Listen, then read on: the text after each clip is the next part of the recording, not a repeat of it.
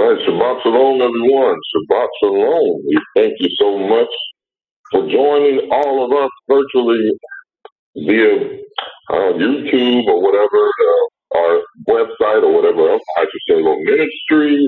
We thank you all for joining us today on this Shabbat. It's great and a blessing to be here, to have this day with you all.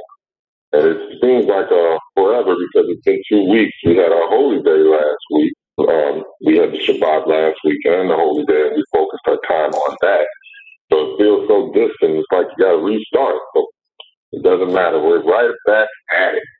And we're going to continue where we left off. We're going to get back into salvation, and we're going to start with part 9. Again, this is the part 9 of salvation. Who is salvation for? We're going to understand that in its entirety. And it's sponsored by the House of Keto Ministries, and it's presented by yours truly, Brother Andrew Bradley. So again, thank you for joining us. And let's go ahead and get the show on the road. Let's get to start where we left off at last time on the next slide. And what we were describing is, well, let me give you a brief overview of what we had in the previous part, 1 through 8, roughly, in very brief detail. We described the reason why the Messiah came, and we described who he came for. We also described the understanding of what the word Gentile really meant, where it came from, the word it was actually translated from, and how it really doesn't belong in Scripture because it doesn't fit the words that it was put in for at all, which would have been ethnos, goy, Hellenen, or Hellenisti, and another one we're going to talk about after this section today. We'll actually probably get into it today, which I'm excited about. Then we needed to mention the reference of the word world because of John 3:16. Because if you go by what's talked about throughout the gospel, we know that the scriptures speak of salvation for Israel. But all of a sudden you get into John, John was the last gospel written, by the way. And it was written many years after the death of the Messiah. I'm talking about decades. And it goes to John 3:16, and in that one verse, it differs from the rest of the gospel. And because of that one verse, the church ignores all the other 3 gospels, especially the book of Matthew, the Gospel of Matthew. For it's a habit that the church does have, and it teaches us all this, that we grab this one verse and ignore what's already been said multiple times. If you put the weight up, if you had a scale sitting in front of you, and on the left side it says salvation is specifically for Israel, and there's a reason why. It's not that the world cannot be saved, the rest of the world, but Israel plays a role in that. Therefore, salvation must come to them first. And then you look at the other scale where it says it's for the world. The left side will be slammed to the floor while the right side will be up in the air because there's just very few scriptures that support this point of view. While salvation for Israel is absolutely loaded. Not only do you have multiple references in all the Gospels, but in Luke alone, the first chapter completely talks about the salvation of Israel. And that chapter is very long. It's almost 70 verses or over 70 verses. So that being said, we're going to continue defining the word world. And we've already talked about John 3:16, where the world meant Israel only, the Hebrews only. Okay? But we wanted to define every version that the word world was used because I want everybody to understand, the audience to understand, that English purposely translated the word world and other words, of course, but they'll translate whatever word is being used as world as if every single word, time you see the word world, it does mean that. And that's not the truth.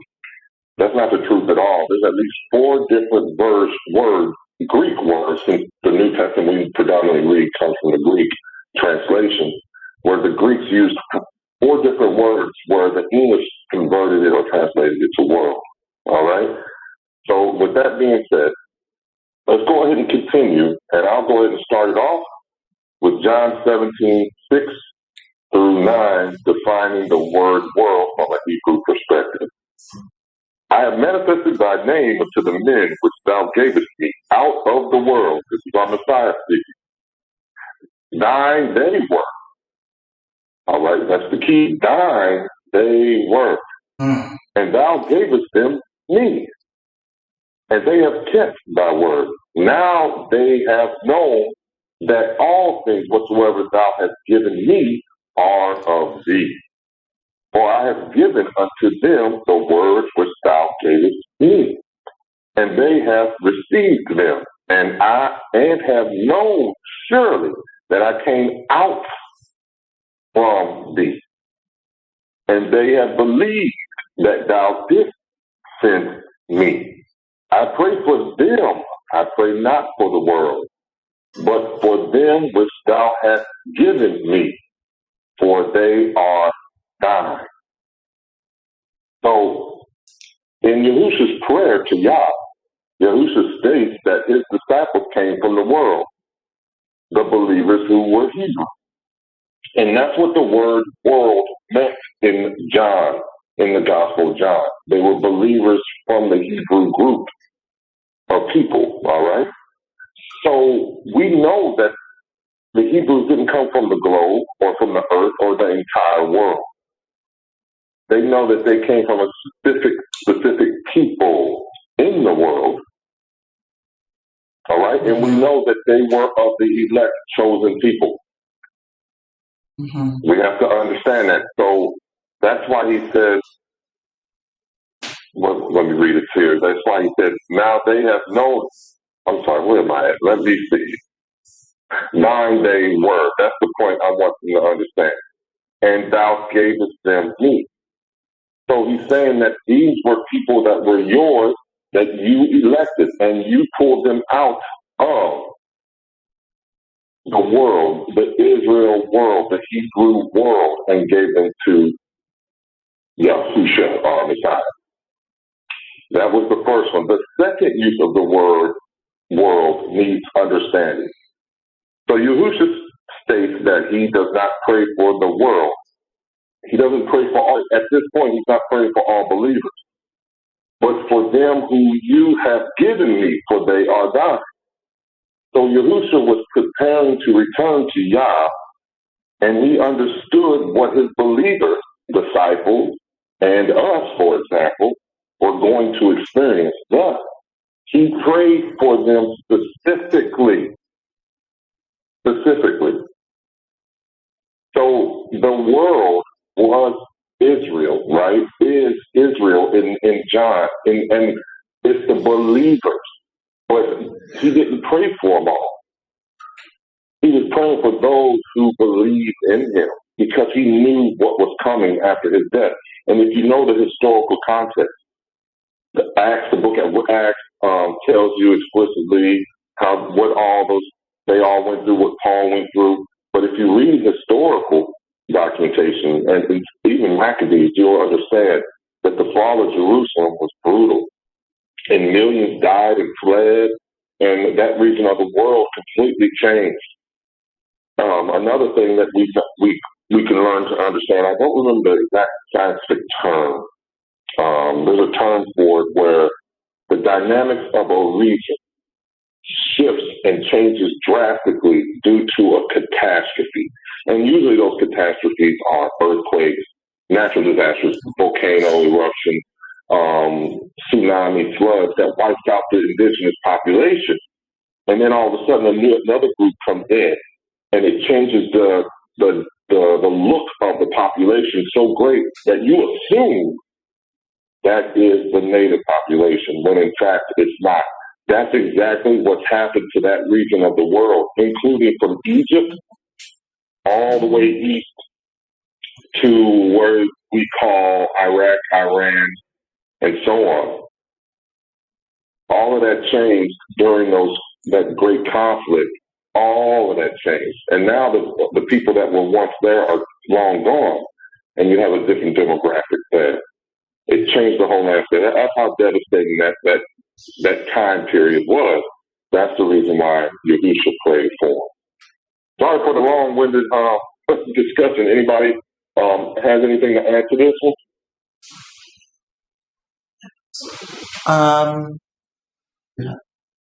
I'd like to give another supporting scripture to your brief explanation.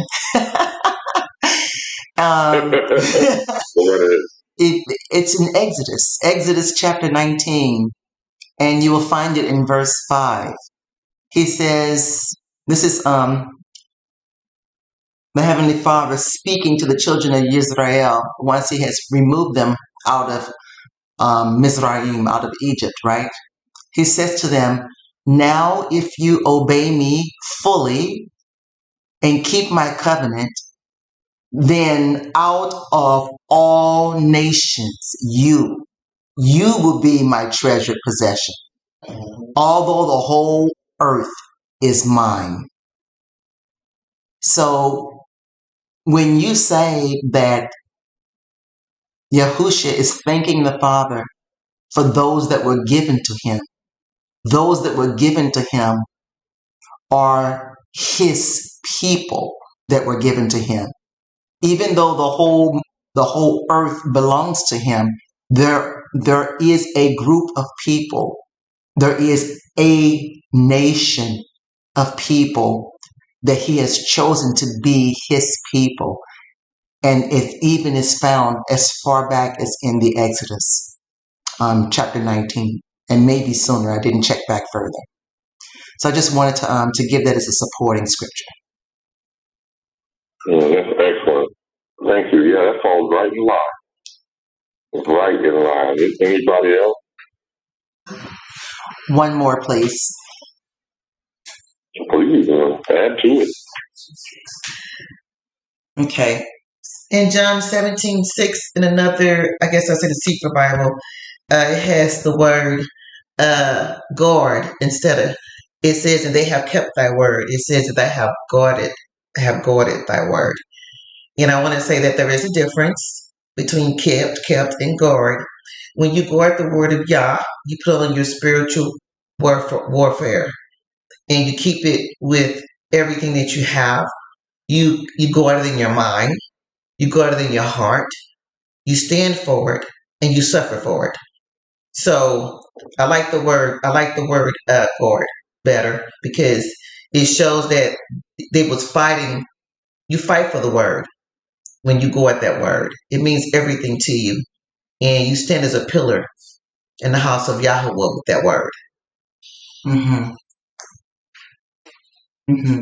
I do too. I like the guard much better. I like the Sefer Bible much better than the KJV myself. We do teach from the KJV because it's so common, and we know that a lot of the English, more modern English translations line up with it quite well. So I stick with the KJV only for familiarity. And I do that with more than one purpose, not just familiarity, but also for people who say that there's a lot of, I've heard this through some conversations with those who are trying to understand what I believe. Right. Well, your Bible must differ. Right. Or what kind of Bible you read? Because that's not how mine talks or speaks on. Right. So to prevent that, I demonstrate the truth in the very versions that are available mainstream today, and that has been available for 400 years, because we know the King James version came out 1611.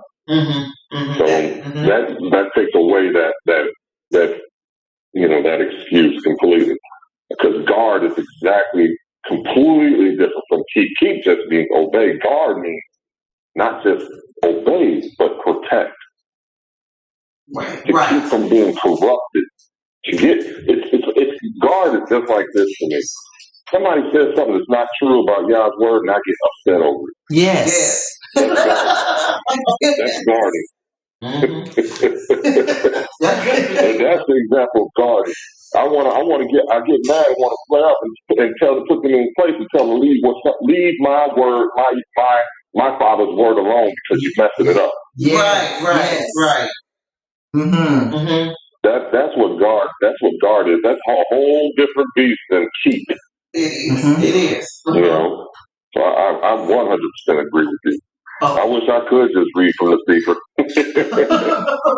The Sefer, or there's another one called Hallelujah Scriptures. It's a Bible that's purple. Yeah, it's really good. It's very, very similar to Sefer. True. Very similar. Mm-hmm. So, but anyway, so I agree. So if nobody else, I'll go ahead and move on to the next one. No one. And we'll just keep talking about the world. All right. And this was brief, so I'll go ahead and, better yet, let me go ahead and get my first reader, and they can read this one and the next one for me when I get to it. Minister White, go ahead and start for us, please. No problem. Yahusha answered him, I spoke openly to the world.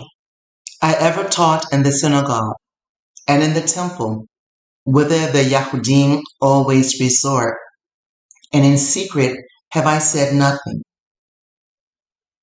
All right, I love this one. Mm-hmm. This proves exactly how the word world was used in the Gospel of John. Mm-hmm. If Yahusha did speak openly to the world, why would he explain exactly where, such as the synagogue, the temple, and whither the Yahudim always resort? Isn't that specific? Very. Mm-hmm. So he spoke to the world of the Hebrews. We say it all the time. We talk like that now. You know, we might say the world of science, mm-hmm. or the world of technology. You know, we use the concept of world in that way, where it references a specific people, a specific culture, a specific belief. That's what we mean by world, and that's how John uses the world, or that's how the translation, perceive it. It's obvious if you know Yahusha's steps where he walked. He was not in the entire world. He would have had to been in India and Southeast Asia and America. He was not. In China. He was where the Yahudim were, the Judeans, the Jews as the modern term is called. That's where he was at. Mm-hmm. So again, this supports the true definition. Right? Yahusha is saying, I spoke openly to the believers, where in the synagogue, temples, and wherever they were at. Mm-hmm. And this also proves that what population of people he was talking to, because we always quote Matthew where Yahusha says, where the first chapter says he was born to save his people from sin. Then he sent his people out to do miracles, getting the power to heal and deliver only to Israel. Then he sent them to the law. Then he told the Samaritan, I'm only here for the law. Mm-hmm. That's all in Matthew alone. Mm-hmm. Alone. Mm-hmm. So this proves right here, this verse alone proves where his ministry was. He only went to them. And the only way you could justify that he possibly did something else is to misuse Paul's writing in the book of Acts. Mm-hmm. There's another one too, I think, Minister White, that we'll add probably in the future section that we don't get to, that I think is important. I think it's this verse in 1 Timothy maybe where Paul says there's no he talks about meat and that there's no creature as long as it can be accepted with thanks. Do you know the verse I'm talking about? Is all is acceptable with Thanksgiving? With Thanksgiving, is that the one? Yes, and that there's no creature. There's no creature that is withheld. Oh, yes. On the tip of my tongue, I believe. Yes, I know that. Are you looking for that verse? It's in 1 Timothy chapter 4, verse 4. First Timothy chapter 4, and it's in verse 4.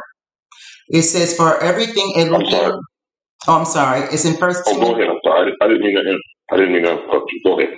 In First Timothy chapter 4, verse 4, "For everything Elohim created is good, and nothing," if this is the one you're referring to, "and nothing is to be rejected Mm-hmm. if it is received with thanksgiving." Is that the one you wanted? That's right. That's in That's one. right. That's in one version. But in your other version, it says, "For every creature of Elohim is good, and nothing to be refused if it be received with thanksgiving." Okay. That's right.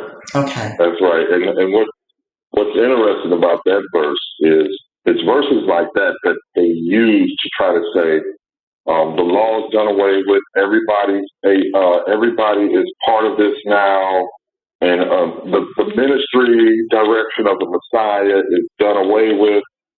But the problem you have with these verses is that they don't understand what the Hebrew, because this is from a Hebrew author, so you got to understand what they consider food. The Hebrew never would have considered just anything food, only which was described in the dietary laws because they were Hebrew. And that word creature, of course, isn't about a whole bunch of little animals, different animals. Mm-hmm. It means things founded, for example, or something like that. So we can always break it down if we wish. And I might do that. I might add that into a slide later on in the lesson. But it's verses like this that the church will use, just this piece of scripture without looking at the true translation. And then it will give them justification to ignore the weight of the scale on the left, which outweighs the scale on the right completely, right? Okay. Verses like this don't give you the reason to throw everything else away that you heard. Why don't you seek understanding? And I'll make sure this is added. We're going to come back to this First Timothy. Don't think we're going to let this go. We'll be back to it, and you'll see what I mean later. So, all right. Anybody want to add anything else? We'll move to the next slide. I would like to also give some more supporting scripture that when we're when we're talking about Yahusha is speaking to his world, his people. Mm-hmm. We use that phrase today when we tell someone, mm-hmm, "You're not a part of my world." Mm-hmm. That means you're not in our clique, right? You are not a part of our group, mm-hmm, or our family. Okay, so we use that. And not only that, I wanted to also give some supporting scripture that when Yahusha came to speak to his people or those who are part of his world, this is not something that's new. This is Yahusha continuing what was began in Exodus. Back in chapter 5, starting in chapter 5, and you can find this in Exodus chapter 5. You can find it in Exodus chapter 7. You can find it in Exodus chapter 9 and chapter 8. And what is it that you can find? You will find repeatedly this phrase, "Let my people go." Mm-hmm. Mm-hmm. Let my people go. Mm-hmm. Mm-hmm. So Yahusha is talking about his people here. Is nothing new. This is just a continuation of his father's work, mm-hmm, his father's will, his father's plan that began. It began back in when he came to pick them up again out of Egypt and say, "Okay, come forward. It's time to put this plan into place." Mm-hmm. Although it got messed up again, but Yahusha came to set it straight. And it is moving forward. So this is not a new plan. It's not a new word. It's not a new concept or ideology. This is a continuation of what began, mm-hmm, back in Egypt when the first Exodus took place. Mm-hmm. And that's all. Got you. Mm-hmm. No, thank you. That definitely supports it. All right. Anybody else? No, All that's right. it for the moment. Okay. Minister White, I'll have you read the next one for us as well. This is Acts chapter 2, verses 21 through 22. And it shall come to Yes. pass. And it shall come to pass that whosoever shall call on the name of Yahuwah shall be saved. Ye men of Yashael, hear these words. Yahusha, the Netzari, a man approved of Elohim among you by miracles and wonders and signs, which Elohim did by him in the midst of you, as ye yourselves also know. Now, this is another verse that the church will use to say, see, it's to whosoever. But he's talking to Israel. So let me ask you this. If I had a group of people in a room, and I said, and I'm talking to maybe, let's say there's 50, 60 people, and I heard some laughter in that room. If I said, whoever's doing that, please stop. Now, am I talking to the whole world? Am I talking to anyone outside of that group? Am I talking about just any person that can just simply apply to? Let's use another example. Let's say I'm talking to the same group, and I say, whoever wishes to apply for this job can do so. Am I talking to someone else, or am I talking to the people in that group? I'm talking to that group. And that's what the author of Acts is showing you. And the author is most likely Luke, the same person of the gospel. And he's saying that, talking to Israel, he's saying, whosoever of you shall call upon the name of Yahuwah shall be saved. Ye men of Israel.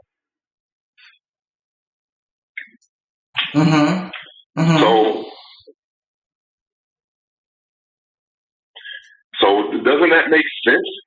We can't really ignore that. We have to understand audience. We have to understand how the author is speaking. We have to understand that. Doesn't that make sense? It does make sense. Excuse me. Yes, it does. And Yahusha did miracles in the midst. I'm sorry. Oh, it does. Well, thank you. And Yahusha did miracles in the midst of Yasharel, not the entire world. He just said that here.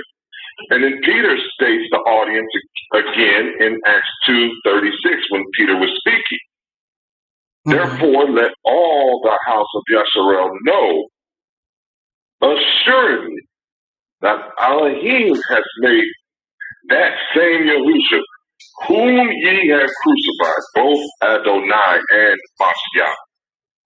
So there's no doubt the audience of the book of Acts. It's no doubt. So when we talk about world so far, and the fact that world was used in the book of Acts like it has been, the audience has been set forth in this verse. So we have to understand that the word world is referencing Israel. Salvation is referencing Israel because the Messiah only did his works among Israel, among the Yahudim. Nobody else, right? Correct. All right. Anybody want to add to that? Of course, Brother Andrew. Hey, this is why we have this platform. You're going to get more than just these slides. Listen to this. This is so unsupportive of your Acts 2:21 through 22 when it says that whosoever shall call on the name of Yahuwah. I want to stop right there. I want to pause it right there and then direct the listeners to Romans chapter 10.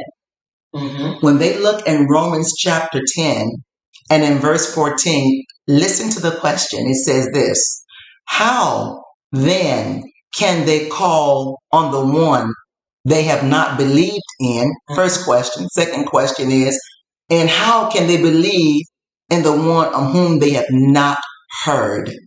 So how can the world call on the name of Yahuwah when they don't know him? When they have not been taught who he is, when they have not been taught his ways, nor his name, nor his precepts, commandments, and going on. So this cannot be referring to the world. And Romans clarifies that it's not the whole world that this is referring to, but it's to a certain or a group of individuals or people. Mm-hmm. That is so true. And let's be cognizant of the timing of this. This book was not written 20 years ago or 100 years ago or 400 years ago. Mm-hmm. These books are nearly 2,000 years old. They were written during a time where the Hebraic faith, the belief of the Hebrew, was very peculiar to the world. They were monotheistic. They had very weird ways. They had very weird eating habits. They had very weird clothing habits. They had very weird habits on the seventh day of the week. They did all these. They had very weird sacrifices and other laws. They were very, very peculiar. Mm-hmm. Nearly every single nation had no desire to be associated with the practices that the Hebrews did because they were very disruptive to what they believed. All you got to do is study the history to find that out. Correct. So when Minister White says these nations did not believe or call upon his name or had his name, they didn't even have his name. Mm-hmm. That's absolutely true. So no other nation could call on his name. Mm-hmm. They just did not know. And then they'll go to scripture where they'll use the word for name in Hebrew. And I don't have it in front of me right now, where they'll try to demonstrate what name really means. But according to the Hebraic understanding in the Old Testament, the original scripture, name was just not a physical name, but it was his renown, his power, his authority, what they knew about him. So, yeah, nations would know about Yahuwah because he kicked their butt. Mm-hmm. Right? That's how he make himself a name. Yeah. That's right. That's what name means in Hebrew. It's your reputation. It has double meaning. It has more than double meaning. It's your physical name that you're called by, but it's also your renown, your reputation, your authority, your power. And the nations of the world at that time knew of this Elohim of Israel because of all the stuff he did to Egypt and how he just wrecked house when they crossed over and started claiming their land. Mm-hmm. But they did not know him personally. They just knew of him. They were in fear of him because of what preceded of him, his Mm-hmm. reputation, Mm-hmm. not his physical name. Mm-hmm. Not his physical name. So they'll try to blow this off and say, oh, well, they did know, other nations did know his name. They could have called on his name. No. They knew of him. They knew his reputation. Mm-hmm. And it's kind of like, my brother and my sisters will know what I mean by this. Our father and his brothers were Bradleys, right? They were Bradleys. When we were growing up, their reputation was unbelievable. These people didn't really have to know our fathers and uncles, but they knew of our fathers and uncles because of their reputation, their name, the Bradleys, the O'Douls, all of that stuff. No one messed with them. They were known for this and that, but they didn't know them personally. They just knew, oh, yeah, you're Bradley, aren't you? Oh, okay. They didn't even have to know my name or any of our names. They just knew who we were because of the reputation we had. And that's how Yahuwah's name went in front of Israel because of what he's done for Israel. That's the point I want to make. So they can't discredit this by saying other nations did. No, no, they didn't. They never called on his name. All right. Anybody else? Yes. I Okay. wanted to read something. Go ahead, Brother Darkness. Somebody. Go ahead, Brother Darkness. Go ahead. Oh, sorry. Sorry about that. It just kind of made me think about name scriptures. And it says in Isaiah 12:4, it says, In that day shall ye say, praise Yahuwah, call upon his name, declare his doings among the people, make mention that his name is exalted. So you got to call upon that name. When you call upon that name, you have to know how to call right, and to know his ways, his customs, his eating laws, dietary laws, everything. You just can't. You have. The world doesn't mean everybody, and they think in the wrong respect. It's inclusive. It's not. It's exclusive. So I'm just putting this in retrospect of what you were teaching, brother Andrew. That was all. Okay. All right. Thank you, brother. Thank you. Oh, okay, Yes, Brother Andrew. Yes, ma'am. Go ahead. Okay, Brother Andrew, I want to refer back to Exodus 19:1. It says, in the third month, when the children of Yasharel were gone forth out of the land of Mizraim, the same day came they into the wilderness of Sinai. I'm sorry, Sister Minister Ronnie, can you move a little closer so we can hear you a little better? Yes, I want to refer back to Exodus 19:1. So I'm going back into the history of Yasharel. In Exodus 19:1, the third month, it says, when the children of Yasharel were gone forth out of the land of Mizraim, the same day came them into the wilderness of Sinai. We're going to go down to Exodus 19:3. And Moshe went up into Elohim, and Yahweh called unto him out of the mountain, saying, Thus shall you say to the house of Jacob, and tell the children of Yasharel. That's the word we're referring to. We're going to go down to Exodus 19:5. He says, Now therefore, if you will obey my voice indeed and guard my covenant, then you shall be a peculiar treasure unto me above all the people. He's talking to who? The house of Jacob and Yasharel. For all the earth is mine. But you will be a peculiar people above all the other ones, what he just said. And then we're going to skip down to 19:6 and says, You shall be unto me a kingdom of priests, a holy nation. These are the words you shall speak unto who? The children of Yasharel. Amen. Amen. And think about this. Has that disappeared?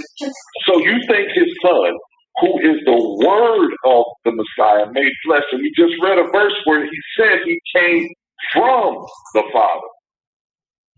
And we know that he was the Father's word made flesh. So if he is the word made flesh, what you just said no longer matters? Right. And that's why I guard this word, because I get upset when somebody says something foolish like that. And I apologize if people don't like my tone right now. You'll have to get over it. That right there makes it very clear. Preach, Brother Andrew. The intentions that... I'm sorry, sister. I just said, preach, Brother Andrew. Preach, Brother Andrew. Oh, I'm sorry. But I do get worked up because you're going to tell me, and you're going to pull it out of your hat somehow, that what Yah has said can be ended by his own word that he sent to confirm his word. That's what messes me up. He was prophesied to come. Mm-hmm. And now all of a sudden he follows his own word to achieve his word. He brings his word into the flesh, and now it's gone. All that he says is gone. Mm-hmm. That's why some of the things you hear are just unbelievable. The extent people go to make sure that they can line the word up to their beliefs. And I've spoken to Minister White about this, but I saw a pastor who speaks about the Hebraic movement all the time. He debates with them all the time. And he made an argument saying that the laws of Christ are in the New Testament now, and therefore the Old has been fulfilled or completed. I have read the New Testament, and I've never seen where Messiah or his disciples declared that the laws are in a book that only existed 40 plus years after his death. Exactly. And by the way, they weren't a book then. They were only letters and books then. Mm-hmm. They weren't put into a solid single book until about 400 years, 400 AD. So you're telling me now that the Messiah's law would not have been available to the everyday believer for 400 years almost? And then the laws that you're trying to say are commands that he gave during his ministry, though he did not declare that to be the case, because he always taught and referenced the commandments of the Most High anyway. He said that that's what he was here to do, his Father's will. What is his Father's will? Psalms 40 and 8. It's Torah. Yes. And I'm telling you, y'all, I'm tired of people piecemealing these scriptures. Use the whole book. Eat the whole lamb. That's all I got. Eat the whole. That's right. Eat the whole lamb. Yes. Drink all the blood. Drink all the blood. That's it. And Daddy would say, from the rooter To to the the tutor. That's right. All right. Amen. Brother Drew, or our Father would say, from pillar to post. That's right. From pillar to post. All right. Now, brother, we're going to go to the next slide and have you read the 2 verses for me, and then we'll talk about this. This is a good one because this shows you how English will mess you up. Go ahead and read these 2, brother. All right.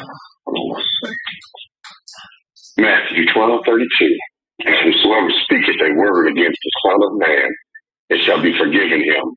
But whoever speaketh against the Ruach HaKodesh, it shall not be forgiven him, neither in this world, neither in the world to come. Luke 2:1. And it came to pass in those days that there went out a decree from Caesar Augustus that all the world should be taxed. He meant messing around. So, thank you, brother. The point of these 2 verses here just demonstrate how you just simply can't go by what English has provided you. For the first one means aeon, which is, and we've heard that word, that term sounds very familiar with age or eons ago, or for example, and it means a time period or an age. It doesn't mean the world at all. At all. And then with Luke, this is a version of the Greek word that you normally don't see for world, and it's oikumene. And it literally means the land inhabited by the Greeks or the Roman Empire itself. And that makes sense when you look at the context of the verse, because he says he's going to tax the world. Well, Caesar didn't rule the whole world. Correct. You can try to twist this the best you can and say, well, that was the known world. It was. It was the world of the Romans.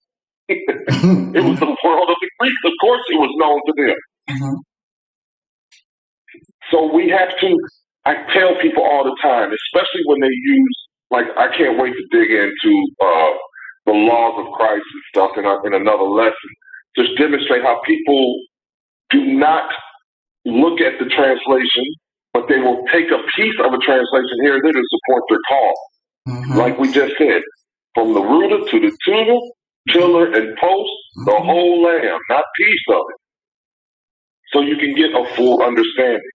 This slide here proves all by itself that we have multiple versions of the word world in the Greek translations that was mistranslated. It was just this word world, for example, in Luke should have been empire. That he would that all the empire should be taxed, or the kingdom should be taxed. All right. All right. If anybody got any questions with this, we'll go ahead and continue to the next one. I don't have any questions with this one, but I want to make a comment, please. And we don't need to go back to the previous slide, but I had another thing popped into my mind. where it says, "Whosoever shall call upon the name." Do you recall in the book of Luke, in chapter 6, like in verse 46, or you can even choose Matthew chapter 7, verse 22. And he says, "Many will say to me on that day, Lord, Lord," right? "Did we not prophesy in your name?" I just want to stop right there. They called the name then. That in Matthew 7:22, they called the name, and yet he said to them, "Depart from me, you workers of iniquity, I don't know you." So when you mention that scripture, the previous scripture, "Whosoever calls upon the name," it doesn't mean standing or walking and just calling on the name and expect salvation to come to you. Notice that word "call upon the name" is a present tense statement. It's not past tense. It's a present tense, which means it's something that you repeatedly do, right? And it is more than just uttering his name out of your mouth, because his name means character and function also. So if you are calling upon his name by your life, the way you live your life, and you are speaking to him, then you're calling upon his name. It's not a matter of, "God, I'm in trouble, please save me." It doesn't, that's how it's taught to be meant. I mean, that's how it's meant to be taught, but that's not what it means, because if it did, in Matthew, when the people went to him and said, "Lord, Lord, what about us?" He's like, I don't even know you, but I'm calling upon your name.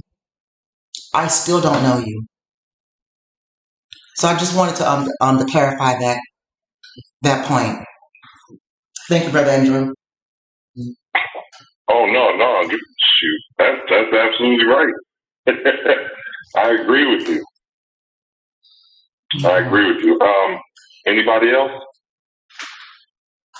Oh, no, not at all. No.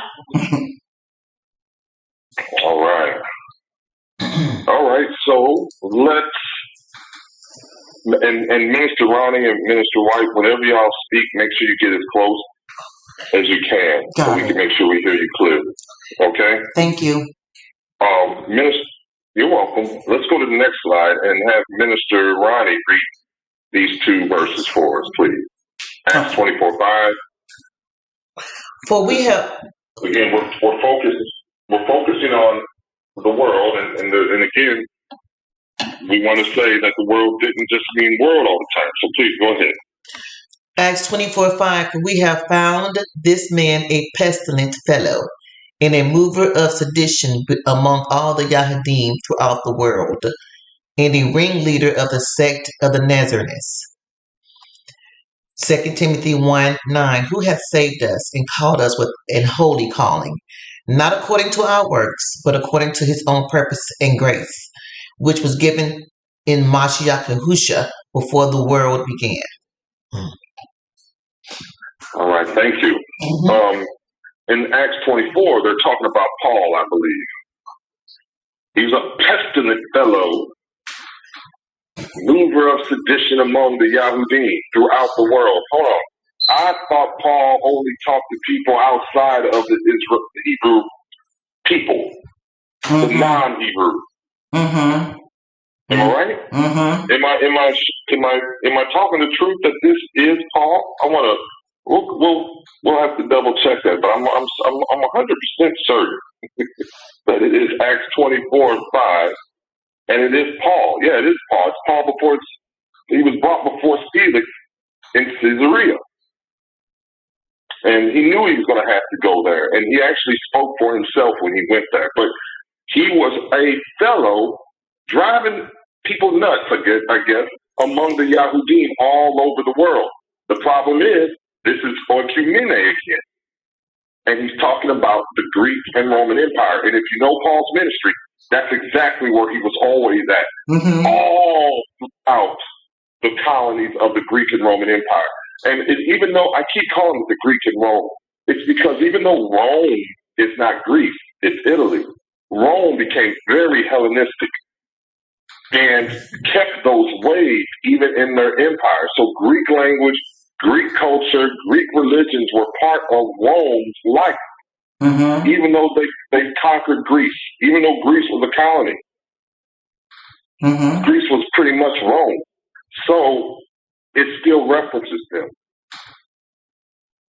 So this verse also tells you the ministry of Paul. Paul was not talking to, and we can always talk about this later. We have lessons already online and available for you to really tell you and help you understand where Paul's ministry with that. And actually, in this lesson, we talk about it a lot because we define Gentile. And when you define Gentile, you have to define Paul's work. And you realize he wasn't talking to just some Europeans or people who descended from Japheth or or Ham.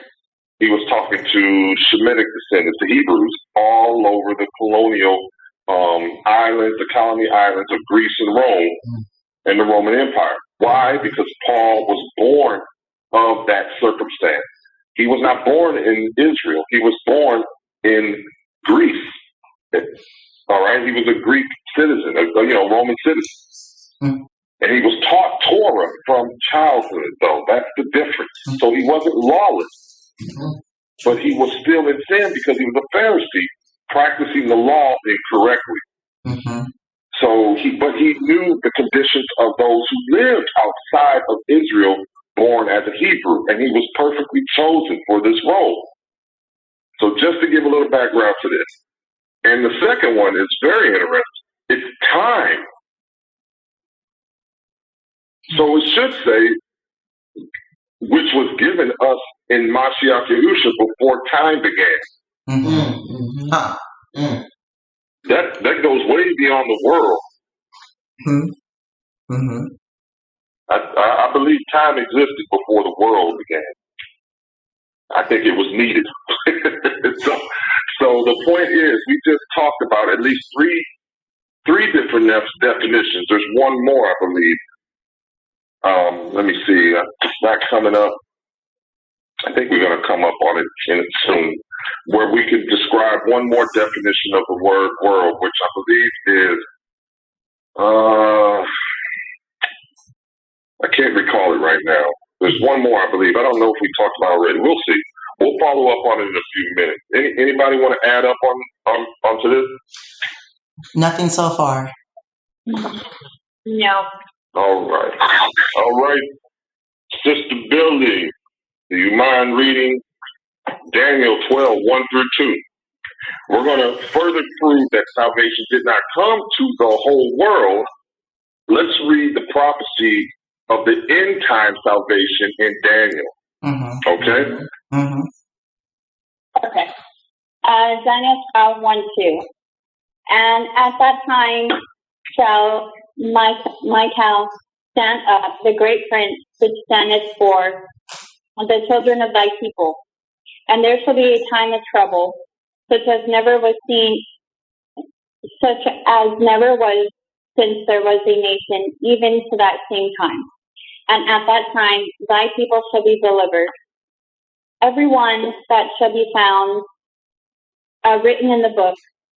And many of them that sleep in the dust of the earth shall awake, some to everlasting life, and some to shame and everlasting contempt. All right. I think it's obvious, but let's be specific with this in our explanation so people can't say or twist anything. Now, Daniel's a Hebrew, all right? And Michael is the Hebrew. All right? So we know that he's talking about thy people. So Daniel's people are Hebrew. And that they shall be delivered. Now, the word people here is Am in Hebrew, and it means those united, connected, or related. A people, a nation, one's own people, member of one's people, compatriots, fellow countrymen.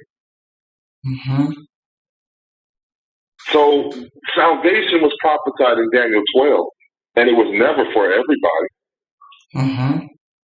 All right? Salvation is not for the world. It's not for the world. And that's all I need people to understand. Salvation is not for the world. It is for Israel. It is for Daniel's people. And why? Because you got to think why. Why do they need salvation? Israel's been in a bad place for a long time. Mm-hmm. No other nation has suffered like this. Through breaking the covenant and disobeying the laws, they have been conquered, enslaved, murdered, tortured, chased across the globe, Literally. and scattered to all corners. And the condition that is in is current today. From back then to now, you see it. Who needs saving? The ones who disobeyed the law. Mm-hmm. Because those are the only ones who could be held accountable for disobeying it. Because they were the ones that were delivered. Because when in Matthew 1, where he says he was born to save them from their sin, their disobedience, because out of disobedience is death. Only one people could disobey him, because only one people were given his will, which is his law. Only one. Mm-hmm. That's the reason why salvation can only come. Now, we know there is hope for the rest of the world, because we know Yah is the Elohim of the entire globe, right? It's in all of existence. But it's that priesthood that gives them hope. Mm-hmm. And that's why, if you want to be saved and you're not Israel, you need to be praying for Israel and grabbing a hold of Israel. Yes and amen. You got to grab a hold of them, support them, pray for them, help them, and believe in what they have, which is the Messiah and our everlasting Creator. Then you can possibly dodge the wrath to come, because we know what Revelation say. He's going to pour that cup without measure, and you know it's overflowing. It's about to drip past the rim. So he's ready to pour that big cup of wrath he got. I wouldn't want to be a part of that. All right. Anybody want to add to this one? One small comment, please. Even though we know who Israel is, I just want to make sure that we reiterate, we are not referring to the people that are in the land of Israel today.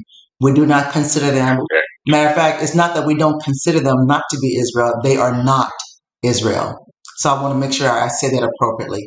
They are not Israel. So when we're saying that you should be praying for Israel, supporting Israel, we are talking about the true children of Israel, the ones that have been scattered, the ones that are still under the foothold of their enemies, not the people that are in the nation or in the land that's called Israel today over in the Middle East. We're not referring to that. That's the first thing I wanted to say. The last thing I'd like to say is this. When you look in Daniel chapter 12, verses 1 through 2, it mentions this is an end time prophecy, as Brother Andrew has already said. It says, thy people shall be delivered. Which ones? The ones whose names that are written in the book. Bear in mind, your name to be in that book. That means that you're not a violator of the will or of the laws of the Most High. If you are a violator of the will or violator of the laws of the Most High, that means that you are a sinner, because sin means to break the law, to transgress the law. Also, it means this: thy people that shall be delivered and saved will not be you. So if you're still found guilty of this in these ends of days, when it's time for the salvation of thy people to come, you will not be considered part of thy people. You will not be considered part of the group of salvation, the ones that are saved, because you are in transgression. You are violating the laws of the Most High. So I wanted to clarify that, just in case people could say, "Well, I will be saved because I'm a Hebrew Israelite." That won't cut it. You'll have to be something more than that. You'll have to be a Hebrew Israelite and the ones that are being obedient, because if obedience was required in Exodus to escape the wrath of Yah, why will it be any difference in the end to escape the wrath of Yah? It's going to still require obedience. Because doesn't he change now? That is so true. That's an excellent point. Does he change? No. So if he's the same Elohim from the very beginning, he is now. And if he expected obedience then, he expects it now. Yes. I'm so glad you made that point about Israel too. And that's absolutely true. I don't want no one construing what I have to say when it comes to that. You're absolutely right. Israel is not the Jews or the Jewish people you see in Israel. In fact, the Bible tells you where a big hunk of them come from. And they get discredited right away in their own Tanakh, in Torah, in Genesis chapter 10, tells you where Ashkenaz descended from, which is Japheth. And many of the Jews that are in Israel right now are Ashkenaz. And if you do your own history research, which is well documented because history gets documented due to various note takers over time, you'll see that Ashkenaz and other Jewish groups come from different parts of Russia and have Germanic descent and so on, and Turkish descent. They are not Shemitic at all. And just by that definition alone, it is impossible for them to be of Israel, period. They can say what they want to. And if we want, we can always use common sense and just look at what the Bible says. I mean, there's multiple references where, you have references of skin color. Job told himself as black. Solomon referencing black. The women he was with, black. We got Moses, who was taken as an Egyptian. Joseph, his own brothers, could not recognize him because he looked just like an African. What will it take for people to understand? Oh, and our Messiah hid in Egypt. There you go. Right? So he hid in Egypt. So what? You thought Egypt was white? Seriously? We know that Israel has one of the highest skin cancer rates in the world. When you can Google that, you'll find it for a fact. And you're going to tell me white people built Egypt? No, we know better than that. And also, if you look at the descendants of Ham, it tells you what regions of the world they settled. And guess what region that was? Egypt, or Mitzrayim, Cush, which we call Egypt, Canaan, which we call Israel. True. All of those are on the African tectonic plate, by the way. So just have to throw that in there. I agree with you 100%. Anybody else? In Bethlehem, Sister Ryan says to tell you that Bethlehem is also is part of Africa. So our Messiah came from Bethlehem. It means he came out of Africa. Exactly. Okay. And if you understand who Abraham was married to, who Moses was married to, who Joseph married, they were all African women. Or had related African women. So, just to be clear, so what we have is a blending of the Hamitic and Shemitic, which created an Afro-Asiatic people. And that is well understood if you understand what the Bible lineage said and what the Bible history says. Yes. You cannot get what you see in Israel out of what you read in the Bible. That's all we have to say about that. Wait, one more thing about what you see in Israel today. What you see in Israel today is in Revelations chapter 2, verse 9. Right? Yep. He says, and listen to the fact that they call themselves Jews is blasphemy. Did you know that? It's blasphemy. Revelations chapter 2, verse 9, he says, I know thy works and tribulation and poverty, but thou art rich. And then he says, also, I know the blasphemy of them that say they are Jews and are not, but are the synagogue of Satan. People want to say this could refer to anyone. But that's an impossibility because I don't know any other nation, people, or groups global, anywhere around the globe, it is called themselves Jews except for one. Two, I don't know of anyone else that has synagogues except for them. Anyone want to add to that? Anyone know anything about anyone else calling themselves Jews besides them or have synagogues besides them? I don't know of anyone. And our Heavenly Father says this is blasphemy what they're doing. This is blasphemy. But he says, I'm going to take care of that because it's in Revelations chapter 3. Mhm. In Revelations chapter 3 and verse 9, he tells you, he says, behold, Mhm. I will make them of the synagogue of Satan, Mhm. who say they are Jews and are not, Mhm. but do lie. Behold, I will make them to come and worship at thy feet, Mm. and to know that I have loved thee. Mhm. So this lie is going to be globally exposed in its due time, Mhm. and they will know who the true children of Yasharel are. Mhm. Thank you, Brother Andrew. Yeah, man. No, you're welcome. You're welcome. I agree. Yeah, we put a stamp on that one. Yeah, we'll mail that off. It's delivered. Let's Okay. move to the summary page now. All right, so we have compared, in the beginning of this section, we compared 8 scriptures defining who Yahushua came for, right? Mm-hmm. Or beginning of this lesson. We understood that. We compared them to the 3 that Christianity mainly used, all right? We then examined John 3:16, which the world meant only believers in Yah, in his Torah.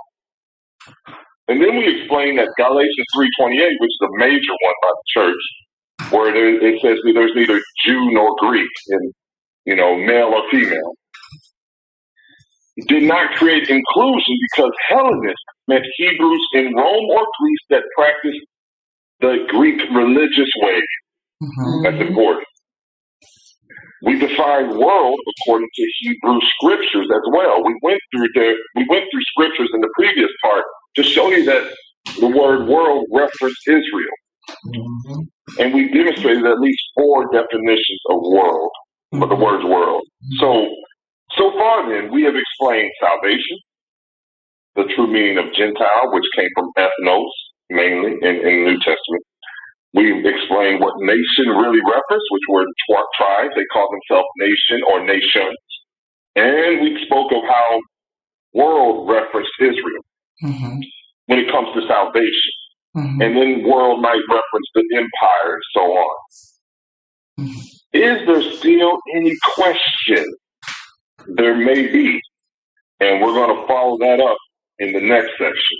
So we're going to end part 9 right here. I think it's a perfect spot to hit because the next section is a big one. It's a truth bomb, I like to call it. So we're going to end part 9 here. We thank you all for joining us on our Shabbat for Who is Salvation For? Thank you all joining us virtually. Please hang in there and join us on part 10 because I think part 10 is going to be very exciting. We thank you all for joining us. Again, Shabbat Shalom to everyone that's present. Shabbat Shalom to those who are online. Shabbat Shalom to those of you who will watch this video in the very near future. Shalom.